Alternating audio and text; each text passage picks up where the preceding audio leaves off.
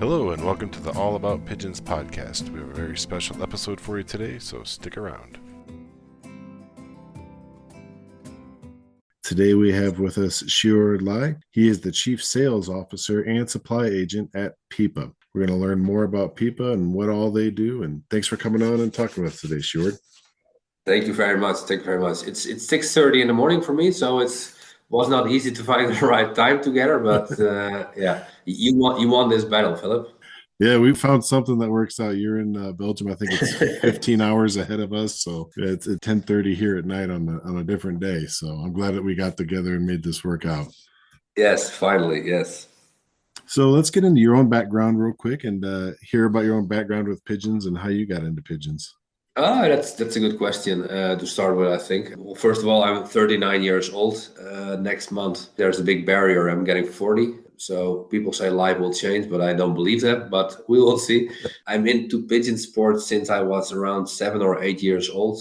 My father kept raising pigeons. We raised together for a few years. And he comes from a family of 13 children.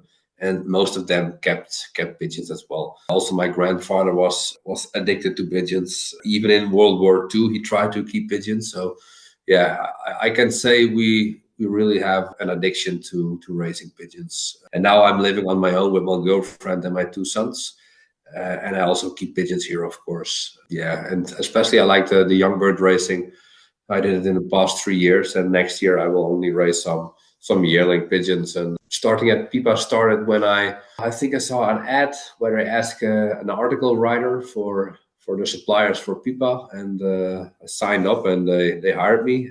I did it for a few years, wrote articles from some famous ventures in Holland especially. And after that they asked me if I was interested to become a supply agent for PIPA. And the role of supply agent is that you try to look for the right pigeons to sell on PIPA, be in touch with those suppliers, help the supplier to make the right pairs to auction at PIPA, etc., etc. And I did it, I think, for a year or so. And then Nicolaas Gijsselbrecht asked me, the position of my brother is maybe coming available, or a part of it is coming available. Would you be interested to work together with us in that role and full-time for PIPA? So before I was always in insurances. At least I worked for a company that did insurances. And then, I'm still happy I took the step to make my work to become full-time member at PIPA in the role of co-CSO. So the role is together with Thomas Gijsselbrecht, one of the other owners. And since this day, I really didn't regret my step. Still happy for the opportunity that Nicolaas gave me, and happy to be on board. You got the generations of pigeon fanciers, and now you get to do it for work. That's awesome. Yeah, that's quite awesome. Yeah. But for me, it's also important to, when I raise my own pigeons, to really see it as a hobby. Don't try to interfere the business side of the pigeons with my own pigeons. That's hard sometimes, but for me, it's like most nicest thing about pigeons is getting them home on a Saturday from a race, and no money beats that. So let's talk about the origin of PIPA and how did PIPA get started? Nicolaas Gijsselbrecht is the founder of PIPA, and he started a website years ago to bring news to the ventures. So I think there was only one website who had some auctions maybe, but it's around, I think, 25 years ago or so that he started the website to bring news. And once he said to his father, let's try to sell a pigeon online from Carlo Gijsselbrecht. And then the rest is history. The pigeon brought a lot of money, and then the idea was made to do auctions on the website. And they told me, because I was not there, of course. Thomas told me in a few years ago already that when they had an auction, people needed to call PIPA, and they put a bid in manually, and now it's all automatically. So it's a big difference, but that's where they came from. That's interesting. So it started off as more of an information thing, and PIPA still does newsletters, right? They still do newsletters. No newsletters, but we have articles online from ventures. Mostly from the ventures we sell for, but we try to find the right balance to also add some different news. Also from KBDB, the national organization of pigeons in Belgium, and everything what's happening around maybe transportation or bird flu or something, we also try to bring that news as well. Also, the nationals in Fugara, there's an exhibition. We also try to bring news around that, for example. So you're going out and you're sourcing these pigeons? No, I'm together with Thomas. I'm responsible for everything what has to do with sales, but it's also about advertising, which pigeon gets online and which not. And we also have a team of supply agents. And the supply agents, their role is to find the right pigeons to sell on PIPA. In the past years, we already sold a lot for a lot of people, but we also work with contracts. So that means that when a supplier wants to sell on PIPA, we offer them a contract for multiple years. And if they sign it, they will sell on PIPA for the next years. And mostly the contracts are 3 or 5 years, and they sell exclusive on PIPA. When somebody signs on PIPA, they can only sell on PIPA. And we started this years ago, but for PIPA, that's important because we know that every year we have a certain group of suppliers selling on PIPA. So that's a good base for us. And then we also have on the other side the sales agents. So supply agents are mainly stated in Holland and in Belgium, of course, because that's from who we sell the most pigeons.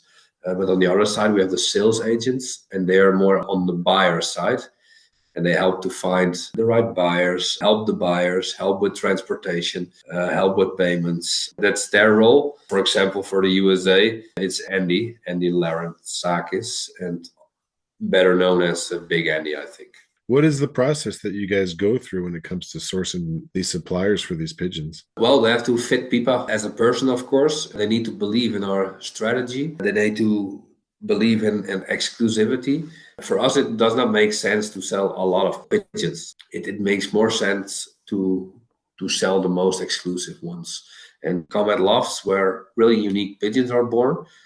But in every loft are also pigeons that were to sell yet. They're just a young pair or so that somebody puts in a breeding loft. For us, it makes no sense to sell them. It's also quite expensive to sell a pigeon online because you need DNA. You have the cost of transport to bring it to PIPA. You have the picture cost. You pay PIPA commission, of course. So it makes no sense for us to sell pigeons around 200, 300 euros. So we really look for the most exclusive ones. So in the first place, you need to find the right person that fits with PIPA. Second, you need to find a fancier who has good results. And third, it's more convenient to find fanciers who have a small colony, which has a really good breeding pair, and all his good pigeons are related to that breeding pair.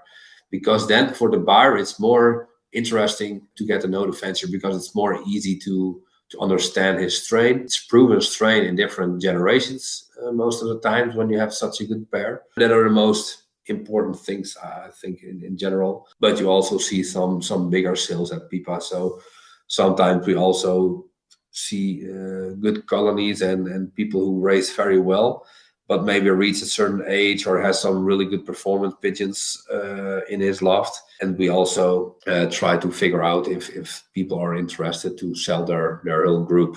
That's not always easy because people are really, I was addicted to their pigeons as well, of course. And they have started a sort of bonding with their pigeons. And they're not always willing to sell them. But if you explain them, they have some really nice group of pigeons which have some value. It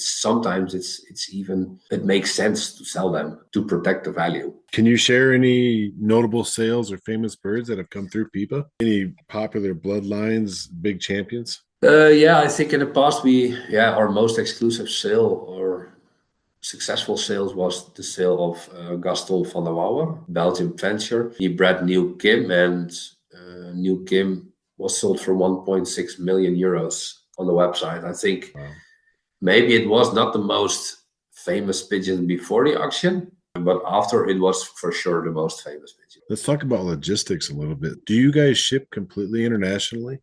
No, not completely, because some countries we simply cannot send pigeons to. Like an example is India, for example. We have no people from India bidding on our website, simply because we cannot transport pigeons over there. At this moment, we have the most struggles with getting pigeons from European Union countries to Belgium.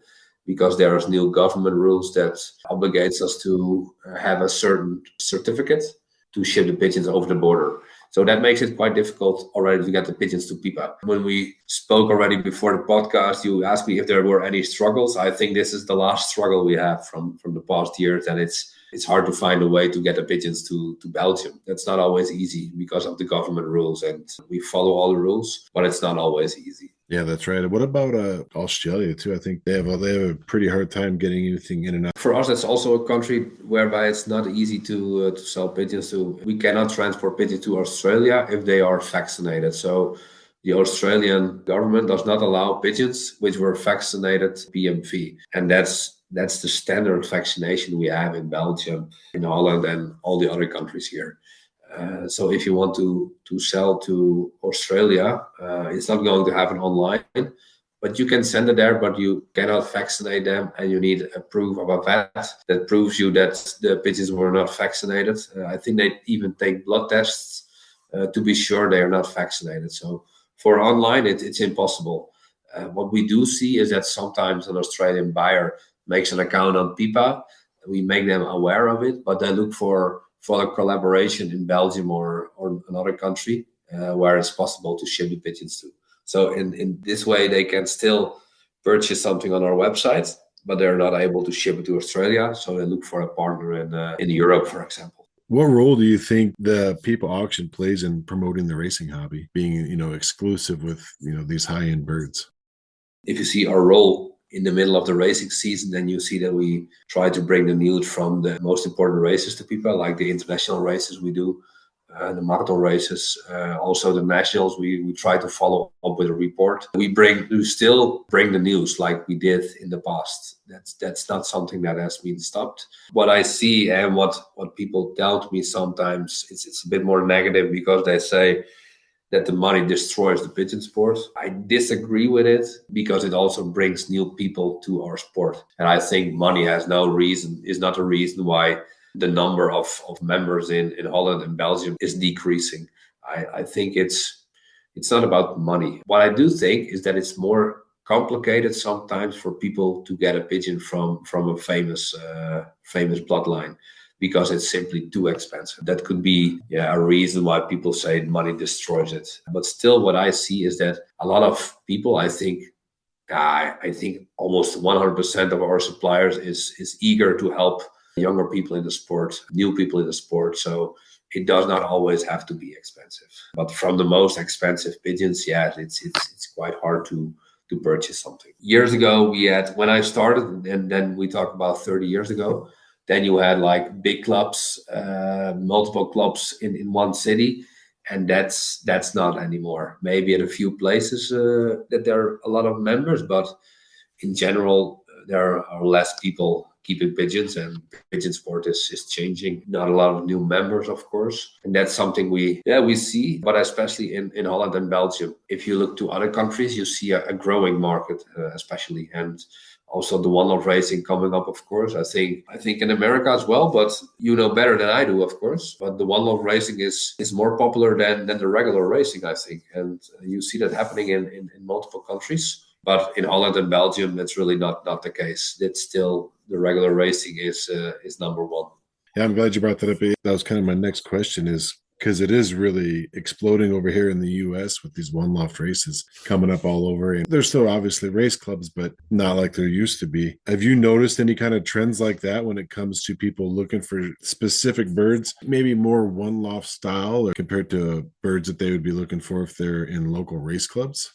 No, years ago, we saw the trend already coming that one-off racing was becoming the new thing, more popular. So we also try to find the right races to sell on PIPA, of course. So from a business side, it's also interesting for us. We even started the one-off race special on PIPA, which contains only pigeons which have proven references on the one-off races. We try to understand the market, of course, and be one step ahead of the market sometimes. And that's why we also signed some one-off races. And there are a lot of people who are in this sport only for one-off racing, and I do believe it's a different type of pigeons that you need to have for the one-off races. Don't get me wrong, there are pigeons who do the regular racing quite well and also the one-off races, but it's also quite often a different kind of pigeons. And what you see a lot is that good proven one-off race pigeons breed better in one-off races in the future. That's what I see now. That's my personal opinion. I cannot prove anything, but that's my feeling. Do you feel like that's kind of the direction it's going overall? Overall, I don't know. You see in Holland, people try to join one-off races more and more.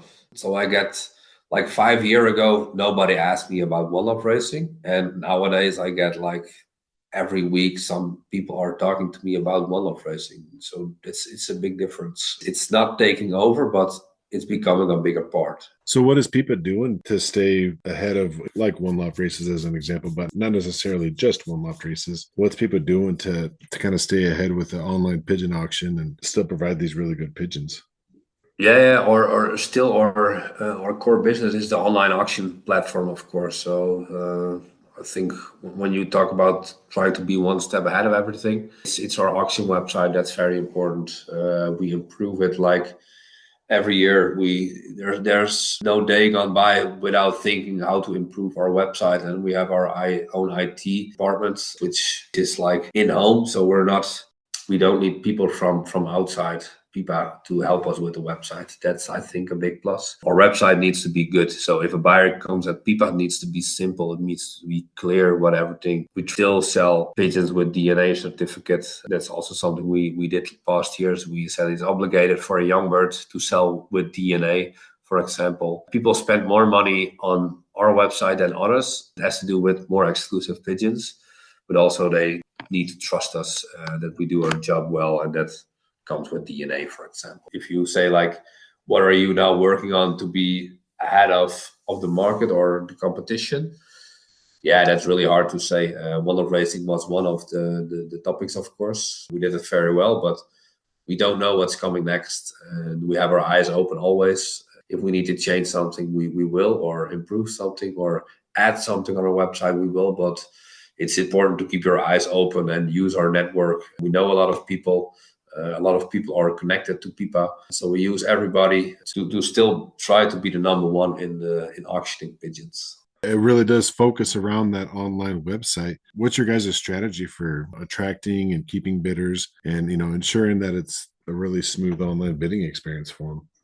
I think when people browse to PIPA, they just are able to make an account, and that's quite simple. They will be called by the agent just to get a double check and what are you willing to spend maximum, also to protect the buyer, of course. That's the main reason, because we want to avoid non-payers. But once they have an account, they can just browse to the auction. They have a filter where you can look easily to the pigeons, search easily through the pigeons which are online. You can even sign up for certain ventures that you get a notification. All those small things are interesting. But also, when I'm on PIPA, and of course I look at different websites as well, which are auctioning pigeons, I see a big difference in customer journey. The journey to buy on PIPA is so much more easy than other website. And I don't want to speak negative about our website. That's not my goal.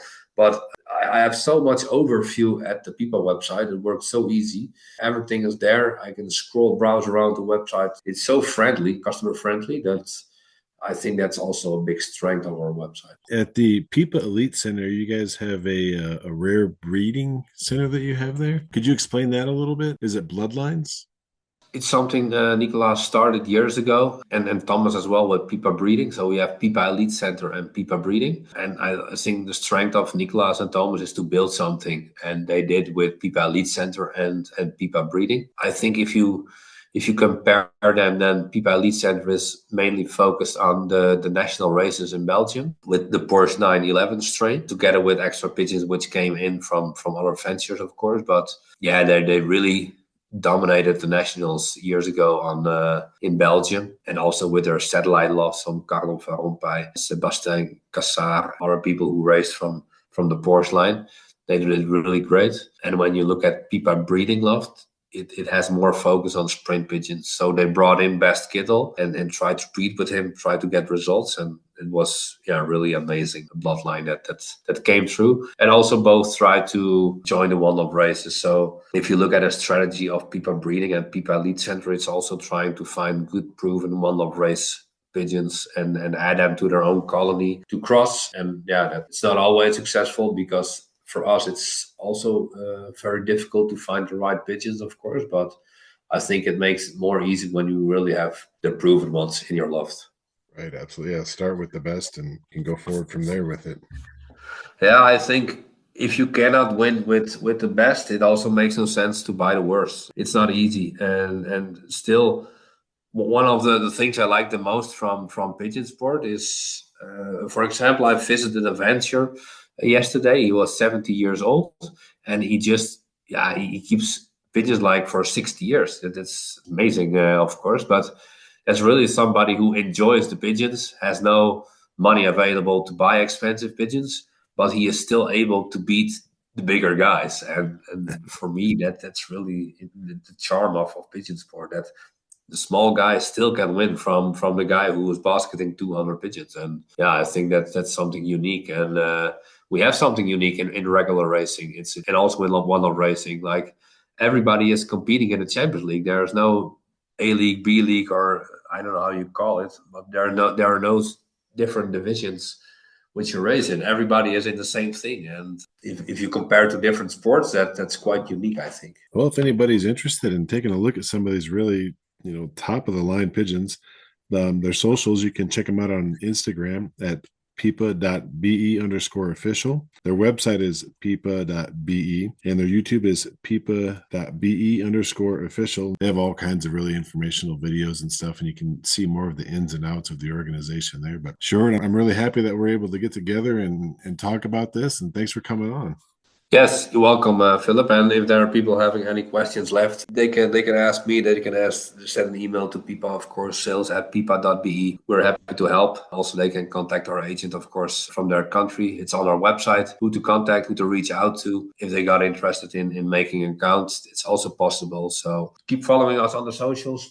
We bring a lot of news. It's interesting to see. And thank you for your time. And next time, let's do 10:30 p.m. my time and 6:30 your time. That's a deal. Thanks. Good. Thank you very much, Philip. Thank you. Thank you for listening to another episode of the All About Pigeons podcast. Please help the pigeon hobby by telling your fellow club members or other pigeon friends about the podcast, and make sure to leave a good review or at least a 5-star for the podcast wherever you listen. If you have a topic or a person you want to hear more about on the podcast, or if you yourself would like to be a guest, just send an email to allaboutpigeonspodcast@gmail.com. Thanks for listening.